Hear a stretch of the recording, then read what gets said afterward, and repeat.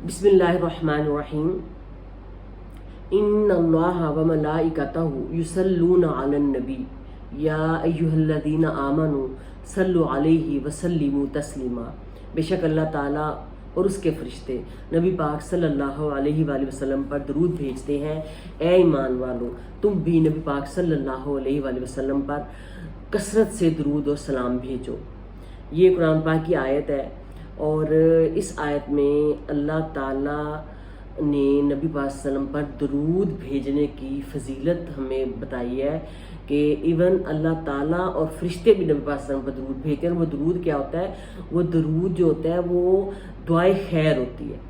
और तो अब हदीस से हमें क्या पता चलता है कि हम नबी पाक सल्लम पर कितना दरूद भेज सकते हैं, हम अपनी दुआओं में, अपनी इबादत में किस हद तक आप सल्लम पर दरूद और सलाम भेज सकते हैं।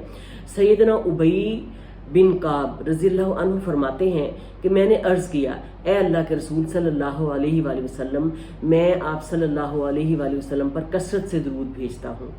अपनी दुआ में कितना वक्त दरूद के लिए वक्फ करूँ? आप सल्लल्लाहु अलैहि वसल्लम ने फरमाया, जितना तू चाहे। मैंने अर्ज़ किया, 1/4 सही है। आप सल्लल्लाहु अलैहि वसल्लम ने फरमाया, जितना तू चाहे, लेकिन इससे ज़्यादा करे तो तेरे लिए अच्छा है। मैंने अर्ज़ किया, निसफ वक्त मुकर्रर कर लूँ? आप सल्लल्लाहु अलैहि वसल्लम ने फरमाया, जितना तू चाहे, लेकिन अगर इससे ज़्यादा करे तो तेरे लिए अच्छा है। मैंने अर्ज़ किया, 2/3 मुकर्रर करूँ? रसूल अल्लाह सल्लल्लाहु अलैहि वसल्लम ने फरमाया, जितना तू चाहे, लेकिन अगर ज़्यादा करे तो तेरे लिए ही अच्छा है।